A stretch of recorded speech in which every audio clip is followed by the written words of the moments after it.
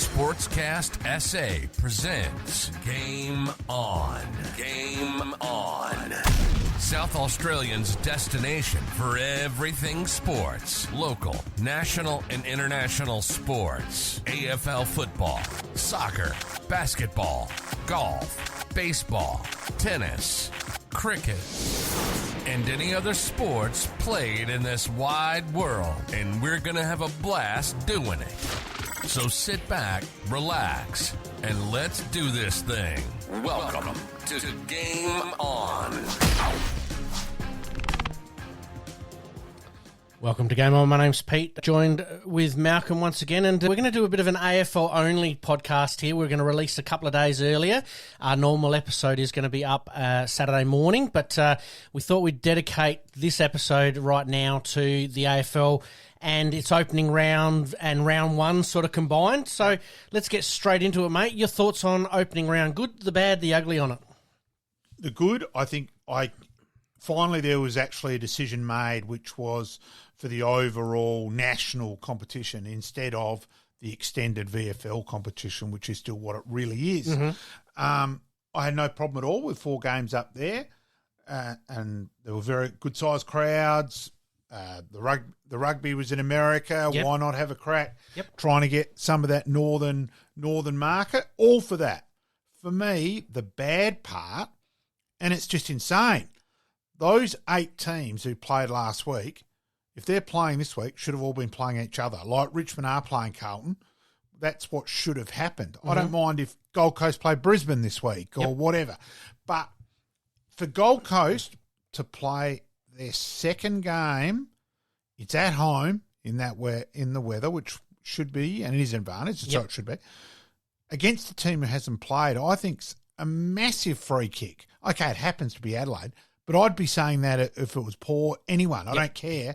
I think that is the really poor part of it. And I can't believe that the other clubs didn't unite to let it go through. Instead of going, right, yep, okay, have that northern market, but they all must play each other next week. So whether that means Melbourne played Brisbane this week, whatever, but those 8 teams had to play each other. Yep. For mine, that it's just unforgivable and incompetent. You know, I'm as red hot on it as that. As I said, I very rarely bet on footy. I'll be having a bet on Gold Coast this week. I reckon they're a really good thing. Well, I think they're a good thing for other a number of reasons. But I think, for that advantage. It's not a bad point you bring up, actually, that I hadn't actually thought about it from the point of view. I know that, you know, obviously teams that Well, it's always the comment is made that you play your first game and that first real game, that it doesn't matter how much pre-season you've done, you're blowing. The players are blowing. Well, they're going to have that advantage. They're not going to be against the others. I just think it's huge. Yep. You brought up, obviously, the teams that did play last week should be playing against each other this week. I can't disagree with anything you said there. Massive free kick, and I suppose it's almost the, the second prize to the gather round for the Northern States. If you look at it from that point of view. It sort of comes across a bit. It does. You also get the advantage, as we've talked about before, in that rugby had obviously gone offshore, so there was an opening there, and full credit to the AFL and jumping on top of that. So I think that is a big tick from there. 10 years ago, would you have ever thought that we would be getting sold-out crowds to games up in New South Wales and Queensland? Probably not. No. And let's also remember that Brisbane and the Gold Coast in particular is the fastest junior growing part of Australian rules footy. So that's a massive tick. You know? I did hear a little statement, I think it was from Koshy, I believe, talking about how there will be more juniors playing in Queensland or participating in junior programs this year than there will be in South Australia. So, but you've also got to preface that with per head of population too. A little bit, but let's also cover that and be going blatantly honest. Let's just say part of the metrics and the being careful here, that potentially and allegedly, that magnificent word of an AFL bonus is on numbers in Queensland and that particular. Well, if someone turns up and there's kids in the park and the parents are encouraged to sign the form, Yeah, let's just say the numbers might be a little bit Inflated? questionable. Yep. Yeah. Fair call. Let's leave it at that. But you've got to also look at per head of population. Yes. You've got to go, you know what? The AFL, almost like what they did with West Coast and then Adelaide and then Port Adelaide and Freo in bailing them out a little bit, is that this is where the new market is going, is that you need to tap into per head of population type states like a Queensland and a New South Wales, where you do have unlimited potential. And also, it showed in the draft last year, the number of Queenslanders in that. And, geez, I've gone on about it. We haven't seen him yet. Mm-hmm. The Gold Coast Academy Quartet, geez, there's some ability in that. And, yeah, so in that way, yes, it is. So people who keep saying, oh, no, it's ridiculous, it's a failure in Greater Western Sydney and Gold Coast, don't see the overall picture. I think we've got to look long-term with those things. A bit like, and I think we did touch on this a little bit last week or the week before, in that Sydney, South Melbourne going up to Sydney was a disaster initially, and then now look at them. They are powerhouses. Exactly. And now people they there's only the deep-seated South Melbourne supporters still think of it as a bit of South Melbourne, and when they come back, and if Sydney are in finals, the red and white, the Bloods and that side of things. But it's Sydney. Now, I'm still saying the same thing would have happened, and it should have been a relocated side to Gold Coast and GWS and Tasmania and less sides in Victoria. That's what should have happened, but you were never going to get that through the football landscape. But I'm still saying that's what should have happened. At the time, the current state was exactly like that. Anything that can be improved for opening round next year? You've obviously mentioned that the teams that do play each other should play each other. That's your big one? That's my main one. Yep. Did you like the concept that it's given us a little bit of a tease, a little bit of a taste? Look, I'd still like to see everyone play. I can't deny that, but I still understand exactly why it happened. And if rugby's going again to America next year, which sounds like they definitely will be, capitalise. It makes sense. All right, let's talk about those games very, very briefly. Obviously, Sydney and Melbourne kicked us off on Thursday night. Bit of a dour contest there for three quarters, but Sydney really choked Melbourne. Apparently the weather was just so humid, and if there's anything which affects football, it's players sweating like anything and the ball becoming like a cake of soap. And so it's effectively like playing in pissing down with rain, but even harder. And a couple of mates at the game said it was just incredibly humid, and exactly that. And then Sydney and Grundy got right on top. Well, yes, I was going to mention that. Yep, the recruit of the year for mine. Yeah, and he got on top and beat Gawn overall, and that was vital. Oh, absolutely. As I said, Sydney sort of strangling, and this is the thing about Sydney, is that you know what Sydney is going to bring. You know that that's their style of play. There's no point in complaining about it. There's no point in sort of going on about it. I don't have a problem with it either. I just think that they absolutely strangled Melbourne and took their strengths away from them, and in the end, kicking away to a 22-point victory there in the final quarter. But you mentioned Grundy was big. And it was convincing in the end. Yeah, it was. Yeah. And look, Grundy was fantastic. And that new rule with the ruck took Gawn's run and jump out of it, and you really saw that ruck craft, and we'll talk about that a little bit later. His ruck craft was too good for Gawn. Was fantastic. Yep. Totally agree. Where do we see Melbourne at the moment? We've talked about it. Question marks. Yeah, we've talked about it. Massive question marks. Like Oliver was okay. Got a fair bit of the ball, but probably didn't really do that much of it. You're still wondering, would there be players also on the outside being a bit dark that he got brought back into the fold and got picked? The word was that it wasn't going to happen. Brayshaw getting injured changed that dynamics, which again is very questionable. Mm-hmm. Like Tom Harley was, Tom Harley they made the point that Geelong at the start of 2007 were struggling, and they were actually asked to shorten Steve Johnson's suspension. And Harley said, well, no, that's what we've decided. This is for the long term, for the good of Geelong Footy Club. Yes. We've got to do that. And so you question what Melbourne have done here. It's interesting, like they rely so much on Fritz up forward. Yeah, there's big question marks there. No doubt about it. I think we sort of got a little bit of an answer to what we sort of thought during the pre-season in that, everything bar the kitchen sink's been thrown at them in the pre-season. They just looked a bit off their game, and Sydney obviously took full advantage of that. But you're right, there's just things that are not adding up there, and it could derail their 2024 season. I still think they're good enough to play good football, but it's question mark. There is that question mark. Totally. I think they did miss. Pickett got suspended. Out from his stupidity in last year's final, which, let's be honest, that played a big part in Melbourne getting knocked out as well. Yep.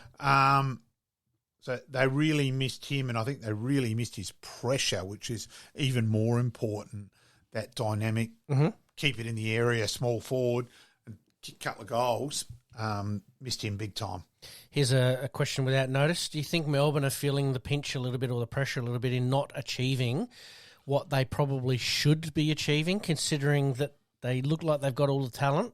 Well, definitely potentially, because let's be honest, with the way they finished when they went top, that last quarter and a half against the Western Bulldogs is the best football any of us have ever seen. Oh, absolutely. And just you went out of that going, shit, how's anyone going to compete with this? This is the new standard, yep. And then they win the first 10 games the following year, and we're thinking, who's going to challenge them in the finals? Good luck. And then they've really fallen away. Been very average ever since. It's going to be an interesting watch, Melbourne. Like we said, that little bit of pressure just builds and builds and builds, and then a couple of things don't quite go their way. A couple of outside influences, and all of a sudden it can implode very, very quickly. And we've seen that before with a lot of AFL teams. This is nothing new. It's an amazing thing, and it just shows you that a lot of it's played between the years. All right, mate, we'll move on to the next game, which was Brisbane and Carlton. What an unbelievable game. I mean, from a Carlton supporter, from my point of view, 46 points down, I am flipping channels going, I don't think I can watch this car wreck starting to happen, and then flip back and go, well, they're just edging away, and the thing that they had in their favour was time. They had plenty of time. Look, and I felt Brisbane really choked. That was the other thing. Yeah, they missed some really easy goals, but some of their structures and ball movement just fell apart completely, and some players panicked. It was a surprise and a big game for them this week against Freo over there. If you're starting 0-2, can add up, and you think Carlton without Wiedering and Walsh, you thought, they should get. Maybe. And I thought even at 3/4 time, right, Brisbane have steadied now, they got on top, etc. And yet, no, it became a bit, Carlton probably got a couple of lucky decisions in that way, but I thought overall Brisbane blew it big time. How good was Charlie Curnow? Stepped up at just the right moment, played some big moments. But for me, the biggest moment, and yes, all right, it was sort of the game winner at the end of the day, was McKay kicking that goal, but as a drop punt. Yes. Not around the corner. Not around the corner crap. Yes. Also, where in that set bit of play, Carlton set up brilliantly, and I thought Brisbane really broke down and panicked. They kicked long for McGovern to take the intercept mark when it had to be a chip out wide. Yes. And, McGovern, the central kick, then the kick to Mackay. And question marks on Harris Andrews. Very good as a +1, but, there was always the question mark on Alex Rance about actually having to stand someone and beat the player defensively. He's not great defensively. No. Like Alex Rance wasn't great defensively. It's going to be an interesting watch, Brisbane, because I think that they're another team a bit like Melbourne who feel like they should have done a lot more than what they have done. Now the pressure really does come, for the Brisbane Lions. All right. They play Freo away this week, and then I haven't got it in front of us who they play round 3, but I know it's a hard one again. So it's, interesting. It is. We'll move on quickly. We'll circle back to that to see who they do play. The Suns and Richmond, impressive, the Suns at the moment. Yes, they have had the free kick of obviously playing at home. Hardwick, he's got all the nice, bright, new, shiny tools, but Matty Rao is a bull. Rao. Wow. More clearances, centre clearances than Richmond combined. He was the player of the opening round. He was the one, like 20 clearances. He's just the bull, and that's the first pre-season he's done. He's always been injured. Yep. So you hit that with Rao, Anderson, and Miller. That's as good as anyone. You know, that competes with the dynamic three from Port, and if anything, is better balanced. Yep. Because of Rao so strong inside, and then Anderson and Miller on the outside. And Adelaide haven't got anyone who could remotely compete with Rao. That was one of my big questions for you, was that Adelaide have really got to watch this. I mean, I know they would have done their homework. Yeah. But who do they put on him? Yeah. And I just don't know. No, there's not. There's no.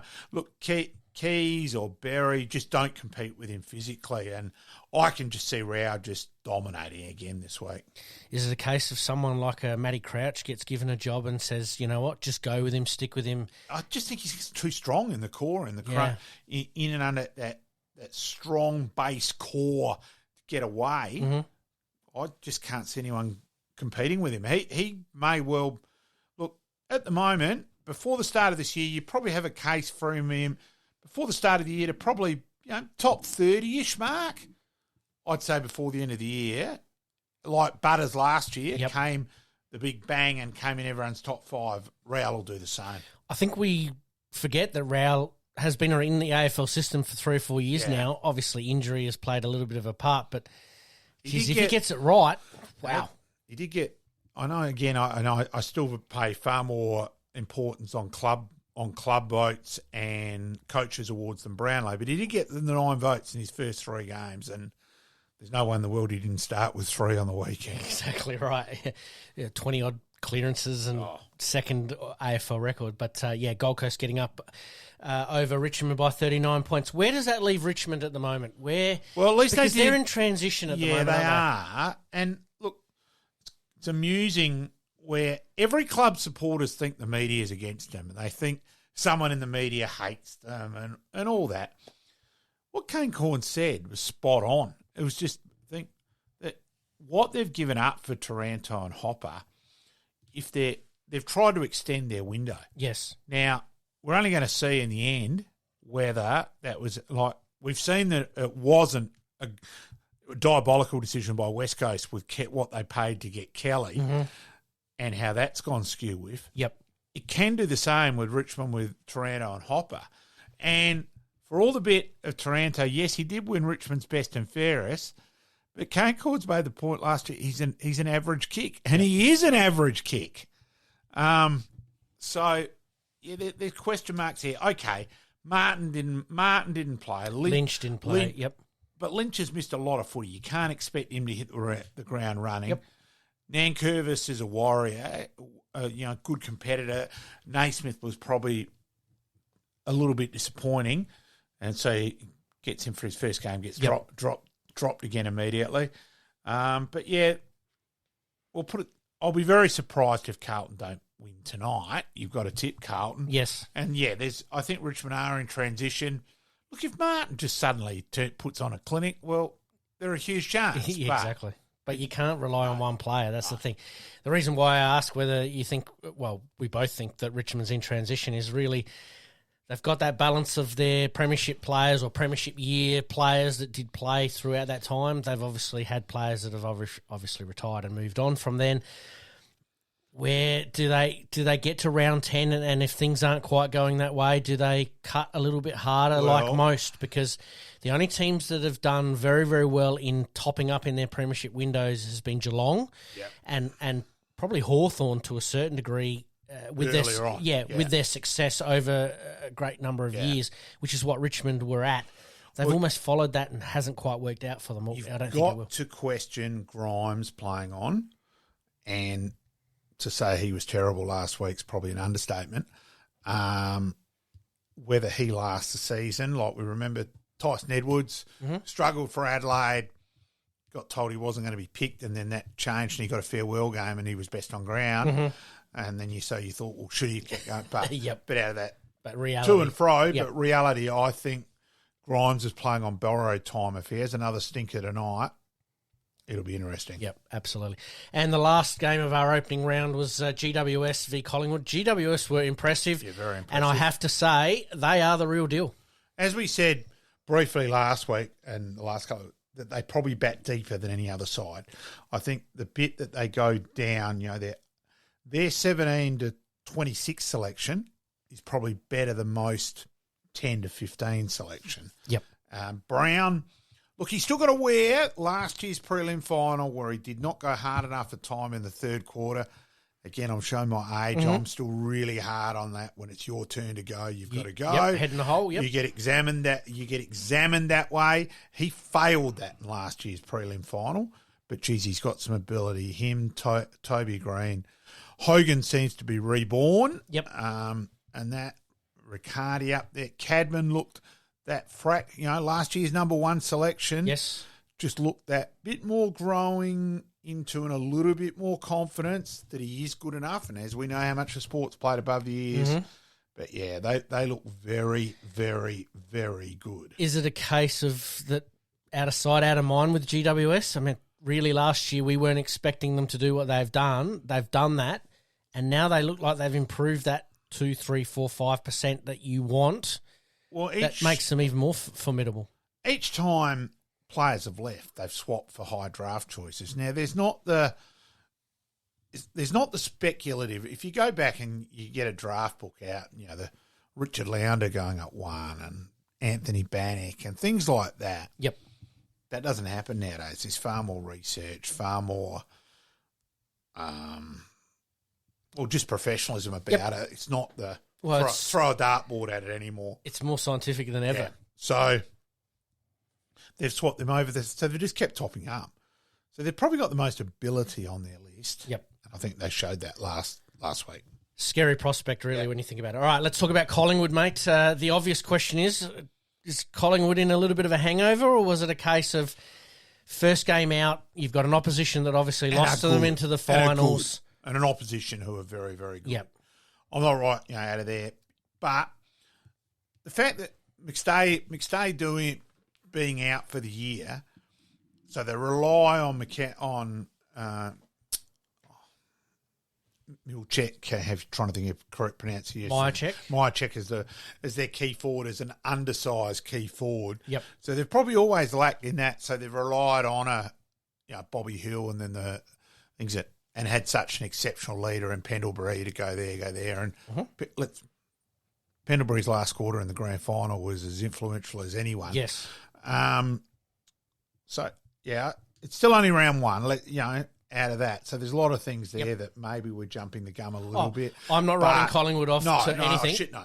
But I just think also my bit out of what last week was I kept going, well, I think they're playing the team to beat. So, yeah. Yep. Fair call. My takeaway was that the hunger is real. GWS obviously just missing out last year to Collingwood. They get their opportunity first up to make a statement. They make their statement. Collingwood were unusually very loose in the back lines, which has been pointed out time and time again all through the week here, obviously through all of the various shows that are talking about how they're very uncharacteristic.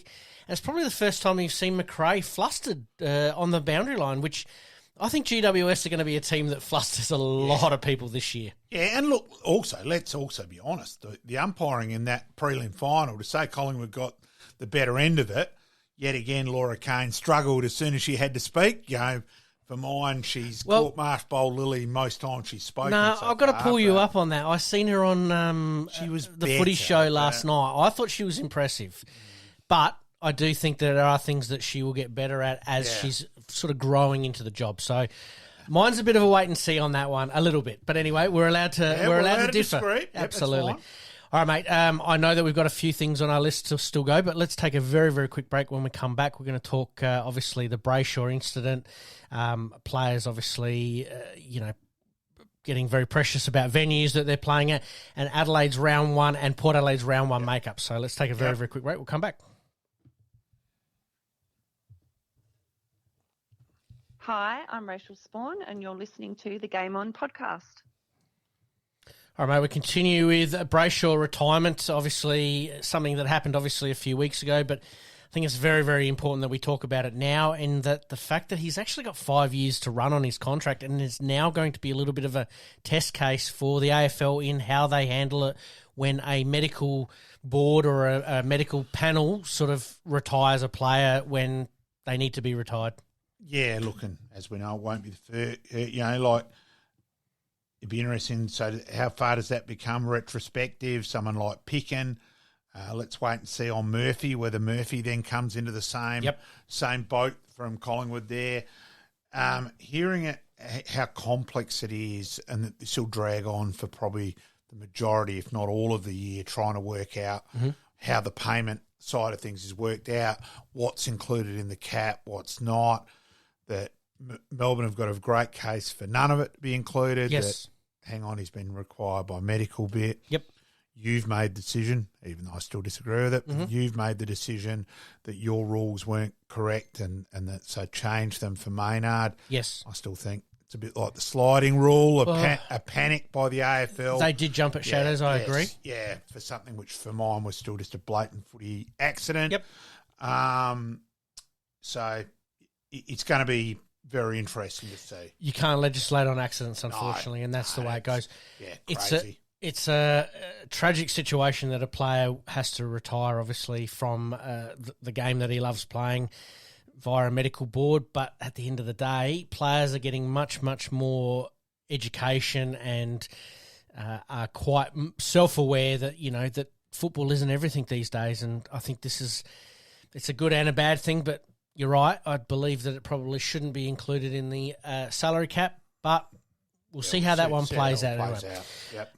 Something that was interesting, are players getting precious about what venues they play at because of the opening round fixture and also because they're the reigning premiers? Yeah, I just think precious. Yeah, hang on. Geez, Collingwood, you play 18 games at home and a ridiculous amount at the G. It's such a huge advantage compared to playing an interstate team in a final and a grand final. How a Victorian team, especially Collingwood or Richmond, are complaining in that regard is unbelievable. I have to agree. You have to think about the wider game as a whole. Collingwood travel very, very well. I don't know why you wouldn't go, you know what, we'll do our bit considering we do have 18 games at home. Yeah. I think that's why I probably put it in there as precious on the basis that you do get 18 games at home. Really, there's not much to complain about. I mean, if some of the interstate clubs had 18 games at home, it'd be a totally different scenario. All right, let's move on. Will Tasmania actually happen? There's a lot of moving parts here and they're not lining up at the moment. I think it's 50-50 at the moment. I don't think it's 60-40 or 70-30. I think it's actually 50-50 and heading the other way at the moment. So that's my worry as well with it. Let's wait and see. We'll talk about that one a little bit later on. Things happening behind the scenes. Yes. We do have a political contact, and I'm not talking about Peter Malcom, a Tasmanian contact there that I don't think will be able to comment publicly, but I might chase him up off the side. Yeah, fair call. My last sort of question before we get on to the Adelaide and Port Adelaide teams is, are we putting too much pressure on the young recruits? Should the draft age be raised? I've always felt that. Yep. I think it's ridiculous that you're doing year 12, which everyone recognises the key year for your mate to get into uni, all that sort of thing, and yet you're competing with that being your draft year. I've always said it's crazy. Mm-hmm. Yes, of course, there's the odd person like Tim Watson debuted at 15 and all that side of things, but for the side, and considering we're getting better as blokes admitting mental health struggles, it's a huge thing. Yep. Speaking to parents of players last year,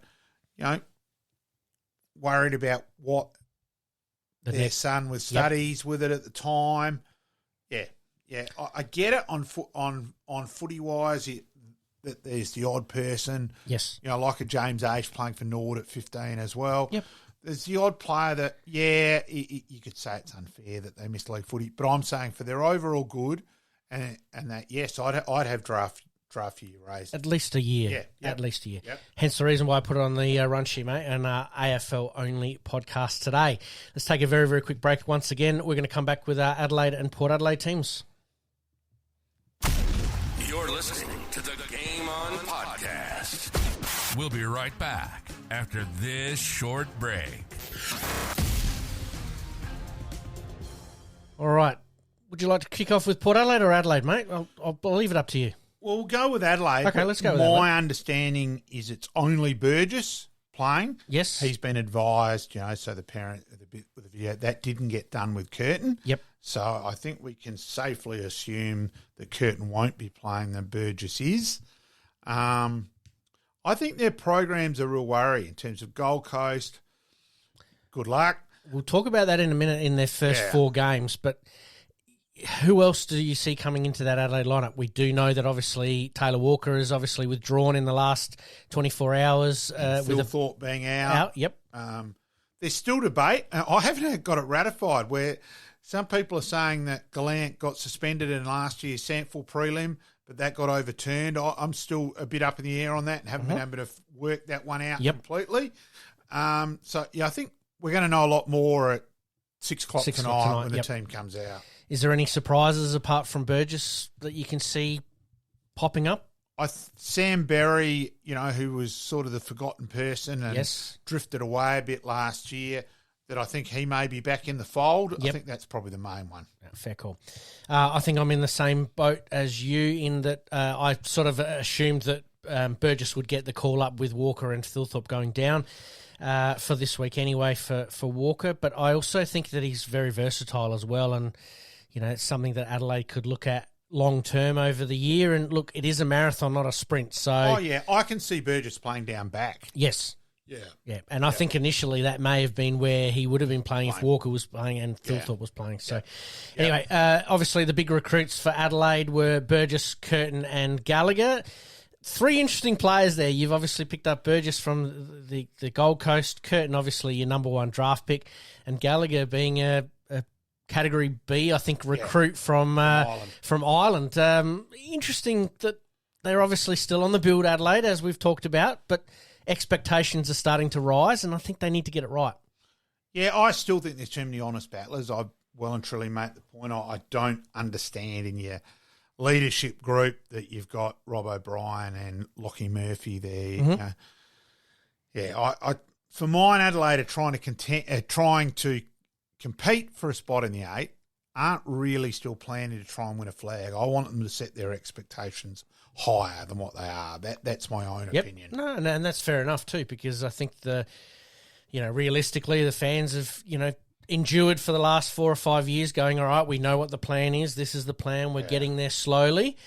Like anything, we'd all like to get there a lot faster, but they do need to start making some very smart list choices in the next 18 months to allow them to compete for a premiership, not for a top 8 spot. I totally agree. Who are your big improvers for Adelaide this year? Who do you see making that next step? Hitting the ground, I thought a guy who showed a lot last year, and Adelaide really missed him when he got injured at the end of the year, was Jones. Yes. I think you stole my thunder there because, he can play and he's versatile. I'd like to see him back on the wing. I'd like Scholl to be used. I still think there's a spot for his run and carry. Yep. You're pinching my notes here, mate. You're not even looking at them. No. But they're the 2 that I had on there as well. Yeah. They need Rochelle to make a step to go from being the kid with promise to a genuine A-grader, All-Australian candidate. They need that to happen. And all reports are, and again, you've basically taken a name off of my list as well, in that he's hit the ground running as far as he is leaving no stone unturned in his ability to impact in this year and obviously years going forward. And my other one is Saligo. Bugger me, you've almost nailed my entire list. I've got Jones, Rochelle, McHenry and Saligo. Yeah. They were pretty much all my 4 that I could see big improvements coming with a little bit of game time. All right, you almost alluded... Well, out of that, I would play McHenry every day of the week before Lockie Murphy's. Yep. And that's where I'm angry over their leadership selections. Adelaide had something on their Facebook website, whatever it was, about picking their round one team for a couple of game membership or whatever, a bit of fun and games. Yeah. I actually sat down and did it last night. I left, I put in McHenry and took out Murphy. Yeah, I would. And I ummed and ahed for a good 15 or 20 minutes on Riley O'Brien and Strawn, in that, you want to sort of put your best foot forward, obviously, in the early rounds, but I think Strawn's going to be very important to Adelaide as the year goes on. That's just my opinion anyway. Yep. Adelaide's first 4 weeks. Let's have a little bit of a look ahead. Let's crystal ball it a little bit. Obviously playing Gold Coast this weekend, Geelong, Fremantle and Melbourne. It's not the worst start, but it's not the easiest start either. I think, too, that the realism at the moment is, look, I still think 16 teams can make the finals. Look, while I don't think Richmond will and Hawthorn are probably the two out of that, where you've got Gold Coast and North Melbourne. West Coast and North Melbourne. Sorry, West Coast and North Melbourne. Like, you'd be stunned if either of those two improved so much to concede. So I'm saying it probably out of those 12, but you still wouldn't be surprised if Richmond made the 8 and all that. So I think it's that even. So it's so hard to tell. Geelong, they missed Selwood last year, far bigger than we all realised, didn't make the 8. Yep. But do they suddenly have the advantage this year for the first time they've been able to do a pre-season, not be behind the 8 ball because you've competed so far through?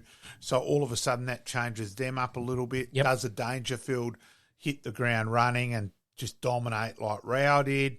Is he still capable of that? So there's questions there. Do they play him in the middle or up forward? Yeah. So there's question marks there. But you could still easily see Geelong beating Adelaide next week. You get to see Adelaide beating Geelong. Correct. So, I think that's a real 50-50 game. And then you got Freo. Freo over there. You don't know where they're at the moment. No, and, out of that. I think they're good ruckman, or Darcy's injured. Is injured, so now... does Luke Jackson go on ball, and does he announce that, hey, I am a big deal as well? And then you play the team on the nose, potentially on the nose, or have Petrarca and Oliver made up and Gawn still dominates. So, they're on a roll. Question mark. As I said, Adelaide's first 4 weeks is fascinating for me because it could go either way. And, very, very interesting. Just a question without notice on Adelaide. They haven't signed Matty Nix yet. Do you see that being an issue, or is this just a case of they're waiting, like everything in the AFL, it is all orchestrated to be on this week at this time and so on, and they're just waiting to do that? Look, they probably are, but I just don't see the big need for it. Look, let's be honest, no other team's desperately trying to sign him. It's not like you're fighting for his signature. I think it's jumping the gun, but as we know, the way the AFL world is orchestrated, you can bet there'll be a press conference in the next couple of weeks. Yeah, and this is what I'm saying, is that I think that it's done and dusted. Yeah, so do I. They're just going, you know what, there's the Google Calendar. We're going to put it in at this time, at this date, on this week of the season. And if we've lost there, we might change it to there. Yes, yeah. It's all bullshit. The marketing managers going completely nuts. All right, let's move on to Port Adelaide very, very quickly. Their round one makeup, obviously their obvious big recruits. Let's talk about them first before we pick their team in Zirk, Thatcher, Radaglia, Sweet and Soldo. I probably see 3 out of the 4 they're playing. Yeah, they will. To be honest with you. I think Sweet misses out first up. I think they will go with Soldo, it sounds like. Yes. So there's that. And they've got the bye for the fair. They've got the bye this week. So, You're being a little bit unkind to West Coast because, they've got a few players back and Simpson looks like he's got a little bit of a spring in his step, but he's starting from a long way back, like North Melbourne, like Hawthorn have done over the last couple of years. But you're right. It's going to be a good test for them first up, in that Port Adelaide need to keep their eye on the job, really, and get it done very, very well to set an expectation for the season. Yeah, they potentially do hit it running. Then Richmond, okay, it's there, but Richmond could be coming off 0-2 and all that. Melbourne, as we know, we've spoken enough there, and then Essendon are really iffy. Yeah. They could hit the ground running as well, Port. This is the first 4 weeks for Port Adelaide we're obviously talking about, and if all goes well, technically Adelaide could actually win all 4, and Port could actually win all 4. So, but I see Port being in a little bit better position to probably be 4-0 or 3-1 at this stage. Very much so. Essendon are a bit of an unknown for me as well. New players, obviously, in their makeup. We've obviously said Soldo, Radagaliath, Dirk Thatcher's probably going to be in. Is there anyone else that's potentially knocking down the door for Port Adelaide at the moment? No, and I do think we just alluded to it very, very slightly earlier. Lord's a big injury for mine. Yep. I think he would have played. Yes. So now it's Marshall and Dixon, and can Dixon, okay, he gets a free kick this week, but can his body actually stand up and deliver? Yeah, so there's a question mark there. Absolutely. Like we did with Adelaide, mate, some big improvers for Port Adelaide this year? I've got 3, and let's see if you pick. Well, I know you'll pick one of them, but let's see if you get all 3. Yeah, Horn Francis for me is the big one. Yep, tick that one off for me. Yeah, and I could just, it sounds silly, but actually I have Rosie being an improver as well. Okay. That I just think there's still the uptake. I've still got nightmares of him in 18 against us and against Northern the grand final. Yep. And I just think he's just consecutively just taking a bit of a step each year. I can just see him being, he does the flashy bit, but I just reckon he'll be a bit more consistent out of that. Yeah, and I like Burgoyne. I think he's a chance as well. You got 2 out of my 3 there. Very, very good. I think Horn Francis is going to go to another level. You've swung me a little bit towards Rosie going, you know what, he is in for an improved year. I think also Ollie Wines lends to Connor Rosie actually having a good year in that if he gets his form back, I think the pressure comes off of Rosie and then all of a sudden he's free to almost do whatever he wants, and that's the scary part. I think they're also a little bit, well, what do we do here? Does Rosie, so if we want to play, they tried to play Ollie Wines on a wing last year. I reckon he's about as much for an AFL wingman as you or me, Pete. Mm-hmm.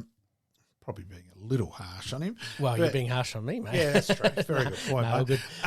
But out of that, if he goes back in ball on, back as the inside mid, does Horn Francis or Rosie or Butters go to the outside?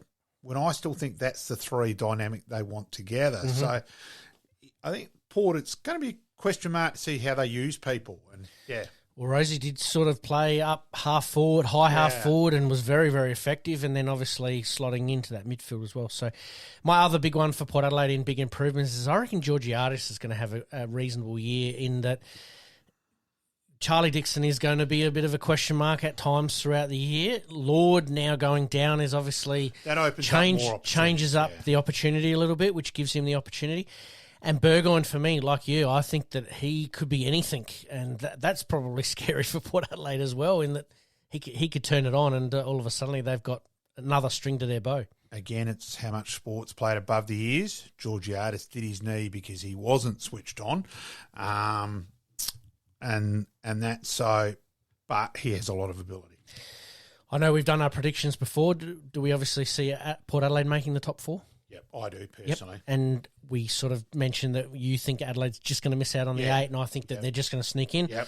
I think their brand of football is probably as exciting as anybody's when they get it going, but personnel is the big one. Yep. And Port Adelaide, for me, if injuries go okay for them, I don't think that there's any doubt that they could probably make the top 4.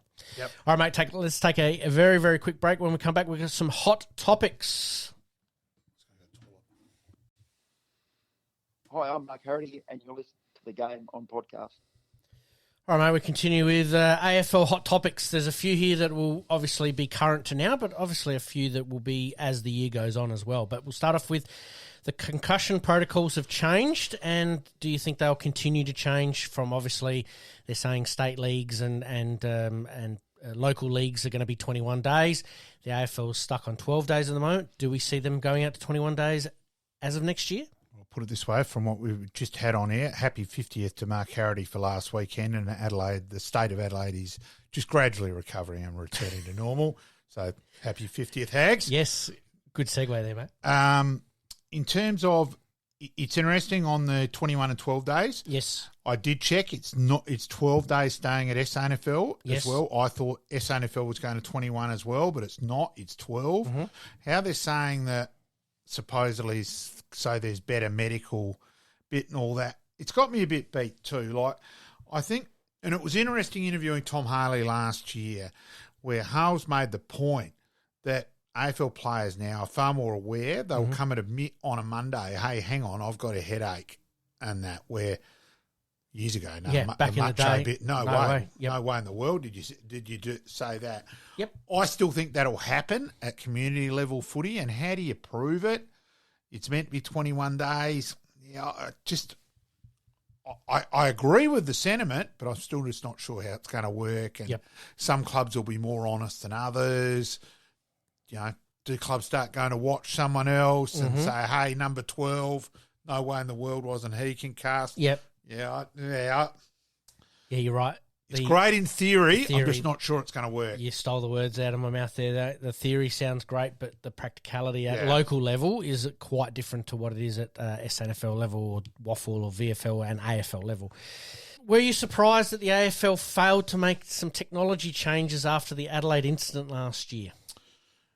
Well, yes and no. There actually still has been some changes, mate. The field umpires got a bit more control to request the charge. Like people last year still trying to say that the field umpire, well, no, the field umpire did not make a mistake whatsoever. Only one person made a mistake, was the goal umpire. Well, probably two, because of the review. It should have been. They're not allowed to call for the review. That's the thing. The review person can't say, hey, hang on, no, that's a point. So that's out of that. The field umpire now, my understanding, has got more control to run up to the goal umpire and say, no, I think we better check that. So there has been a slight tinkering there. Now, what happened last year with that, the goal umpire was just so certain it hit the post. Now, the field umpire went, oh, shit, yeah, must have. It just shocked him a bit. So it sort of threw him off as well. So it was just really poor goal umpiring.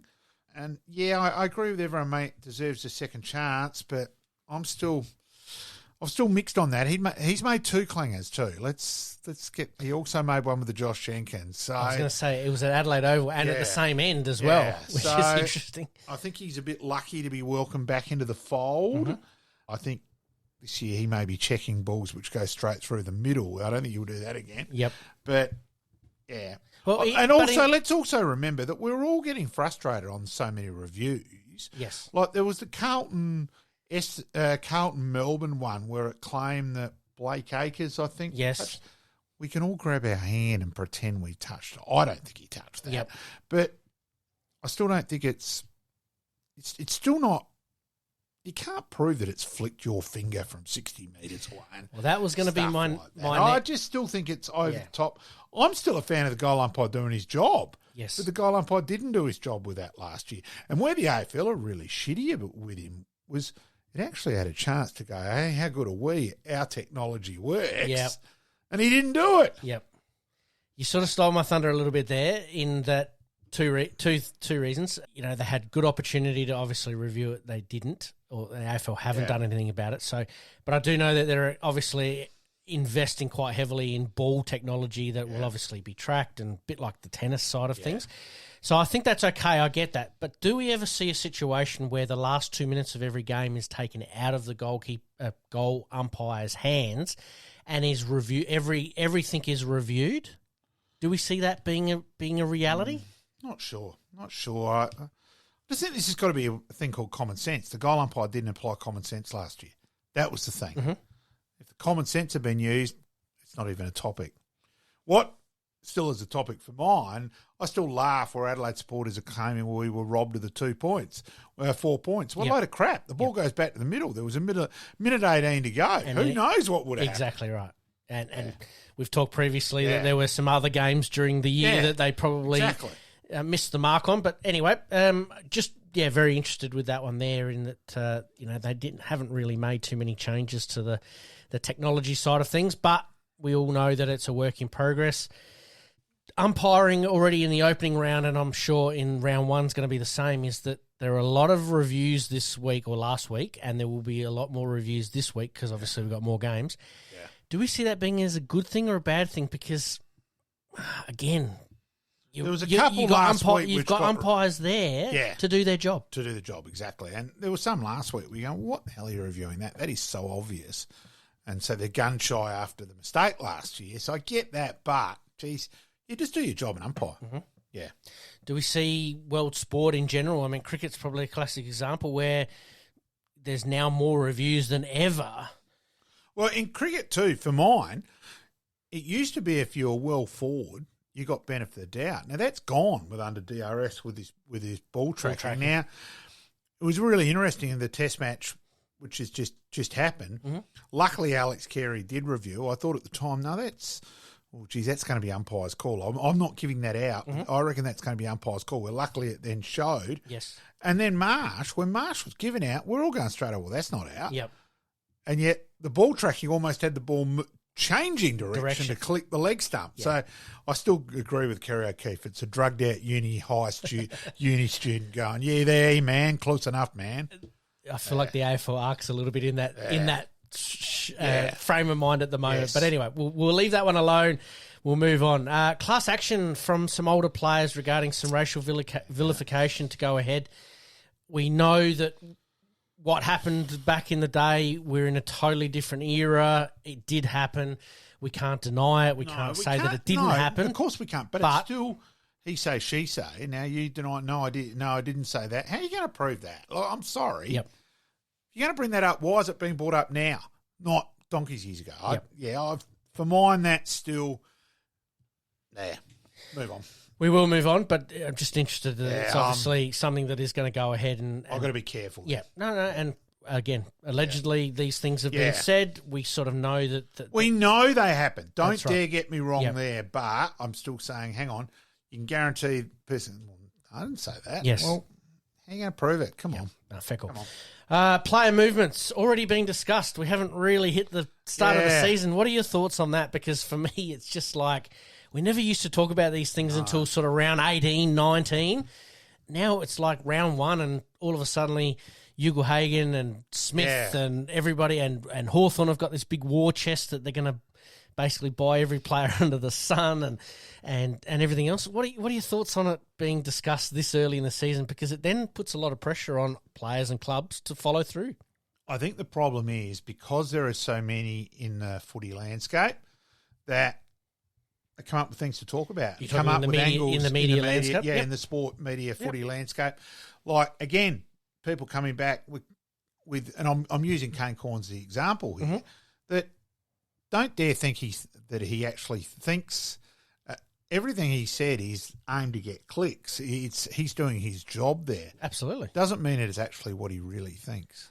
Well, I'm glad you sort of said that because in our next in our episode later on this week, our first opening remarks is actually from Rowie, and he pretty much says the same thing: is that he's got to do his job. He gets to sit behind a microphone, a bit like what we're doing. We have our opinions, so we're part of that landscape as well. So. It's interesting that it's already started for round 1. All right, we'll move on. Is the AFL a chance to dominate the sporting landscape with more games in the future? Considering, and I've thrown this one in because obviously cricketing spectators games were played in 3/4 empty stadiums. Does the AFL jump on this considering they do want it 366 days a year, mate? Yeah, I'm probably more that I think they may spread their games out more where they don't want games to clash as much. Mm-hmm. Like traditionally there's at least the 2 games on Saturday night, 3 on the Saturday Arvo. Mm-hmm. Will that start earlier? Will there be a Monday night? I know it hasn't worked before, but does that become like America? It's a big thing. The TV time slot on all that. So I do think that's a chance to happen. All right, it sort of leads me into my next point. We did tease it in the end of last yes, go for it, mate. Yep. Last episode in maybe a potential new system for the AFL fixture going forward in a true home and away format. Now, the only thing that doesn't make sense with this format is you're probably getting 2 less games a weekend for the majority of the season. In that I have come up with a system that allows for a true home and away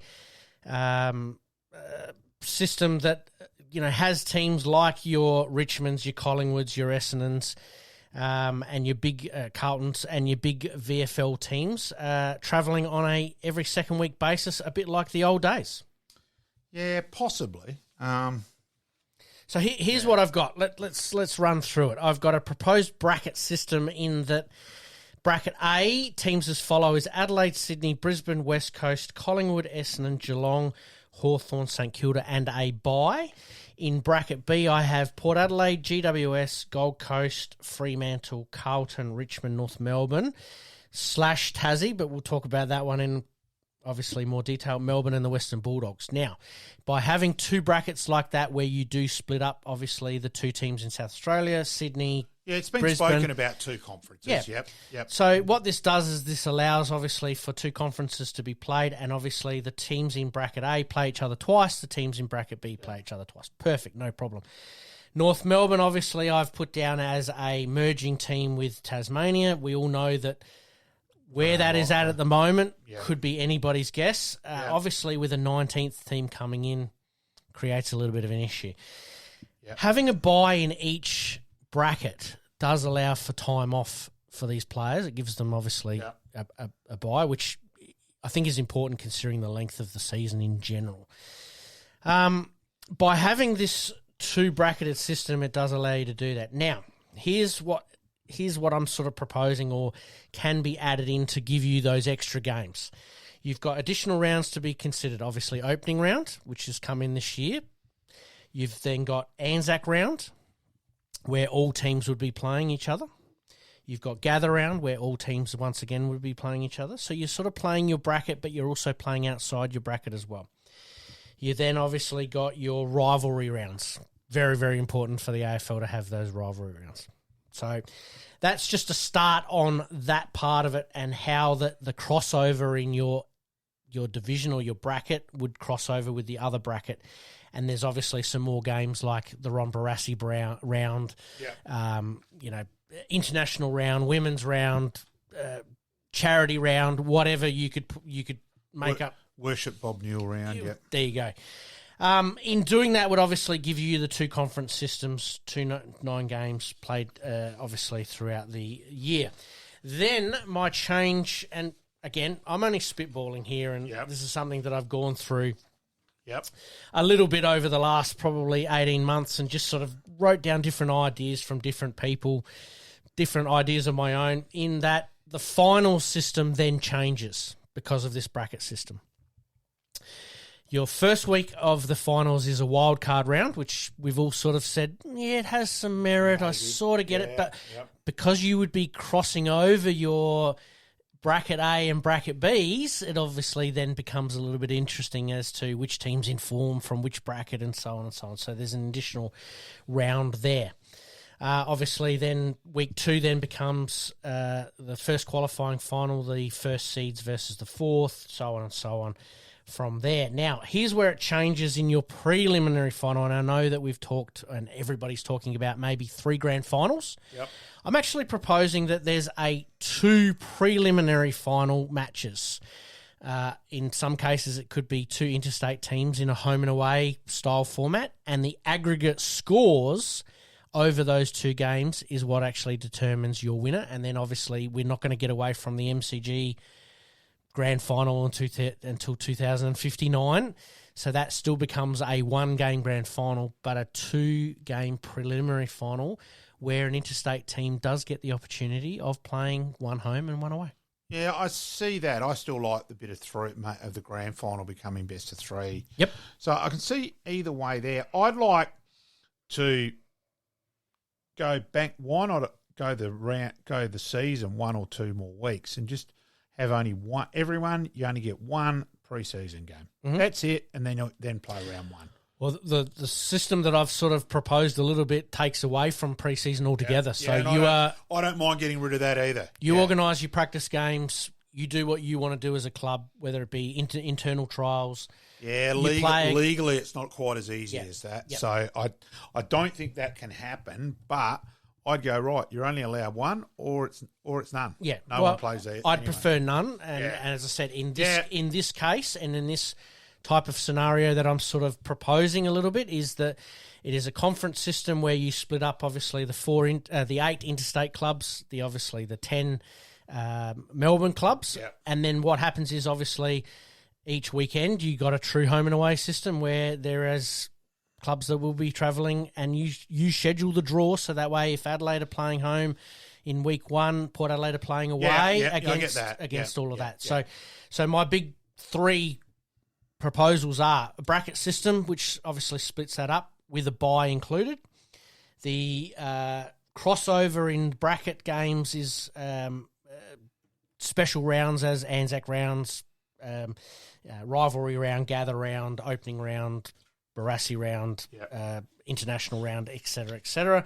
And then my big one is the finals, is that you give an extra basically 2 finals games or 2 finals weeks, where you have the the wild card round where you are swapping over the brackets against each other for that 7th and 8th spot, and also the preliminary final in 2 finals rather than 1 because of the 3 grand finals. So there's a little bit of meat there to work with. Again, it's not going to be everyone's cup of tea. I'm just trying to sort of cover all bases in that I know we can't get away from the MCG for the next 40 years or whatever it is, but the sort of that home and away. And then with that being a home preliminary final, getting tickets to some of those games is obviously very, very hard. In that if you do happen to get a Carlton or a Collingwood playing each other, obviously it's going to be played at the MCG. Game 1, Collingwood gets 75% of the ticket allocation, 25% goes to Carlton, and then in the reverse game it's completely the opposite. Yeah. And I think that's probably a fair way. It is fair at the moment. Yeah. It is at the moment. And again, this is all based on that we have a very inequitable system as it is. This is somewhat trying to bring that into line to allow that to happen. Yeah. Anyway, they're just my thoughts. Yeah. Please comment. We'll put it up on our socials. Please comment if you've got any other ideas on that, because, as I said, I've tried to become as fair and equitable as possible. And the only way to do that is to play 36 weeks where everybody plays each other's way. But we're not going to have that happen. No. We're not going to have that happen. I know, but even if you go even one more, each time you go like gather round and all that, it does make it slightly fairer.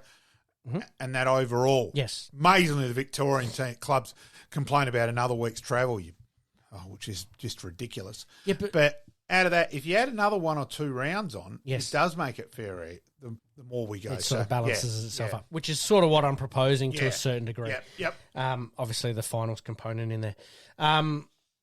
So please, by all means, comment. All right, let's get on to this week's games very, very quickly, mate. Carlton v Richmond. I'll go Carlton. I will go Carlton as well. We've got Collingwood v Sydney. Again, if in doubt, I'll go the home side. I'm going to go Collingwood, but I do give Sydney a distinct chance. I think Collingwood are going to bounce back back pretty well, because that was very un-Collingwood-like. Essendon and Hawthorn. I'll go Essendon. I just think Hawthorn Day being out for them is vital. I think and injuries down the back. I just see Wright and maybe, who knows what planet Stringer's going to be on. He's always a wait and see on that one. But I'll go Essendon. I'll go Essendon as well. I think Hawthorn just with a few too many injuries there at the moment. GWS North Melbourne.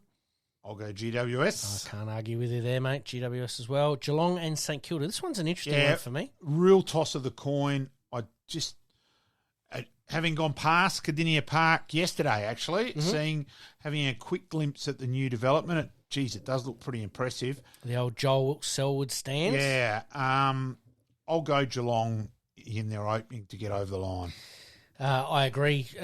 Geelong are one of those, and St Kilda are one of those teams at the moment you just have a big question mark over. But I think Geelong at home, first game at home, they're going to be up and about. Gold Coast v Adelaide. Gold Coast. I'm going to go Gold Coast over 39. I'm going to have a go at that. Bet responsibly. Yep. I think it's going to be close, but I reckon Gold Coast as well. It pains me to say. Melbourne v the Bulldogs. I'm going to go still on my purely the reason I'm going for Melbourne. I'm going on my, if I've got to go the whole way, having a real crack that Adelaide have been disadvantaged. Well, surely the Dogs are disadvantaged, so I'm going to go the D's. I'm going to go to the D's to bounce back a little bit as well, but there's still too many question marks there. But there's just as many question marks with the Bulldogs. Oh yeah, very because much so.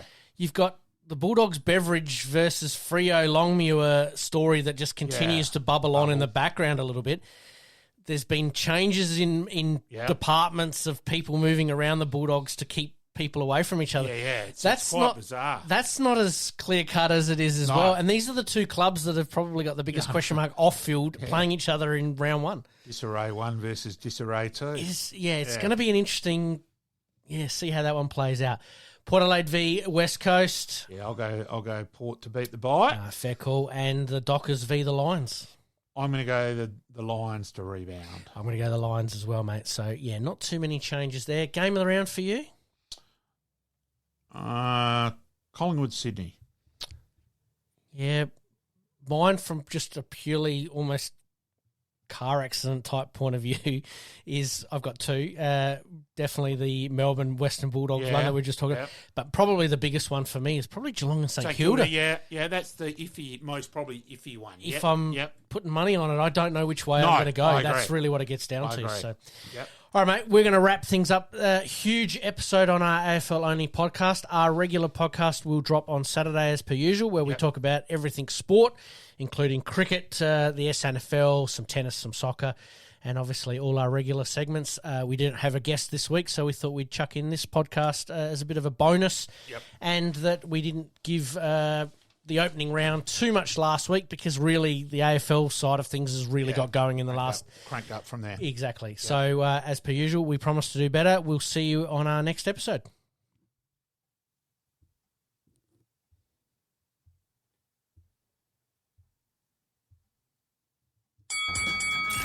In this crazy world we live in, we all need the distraction. Enjoying the show? Like, rate, and subscribe. Hook up and connect with us on social media at Sportscast SA. We'll see you next time on Game On.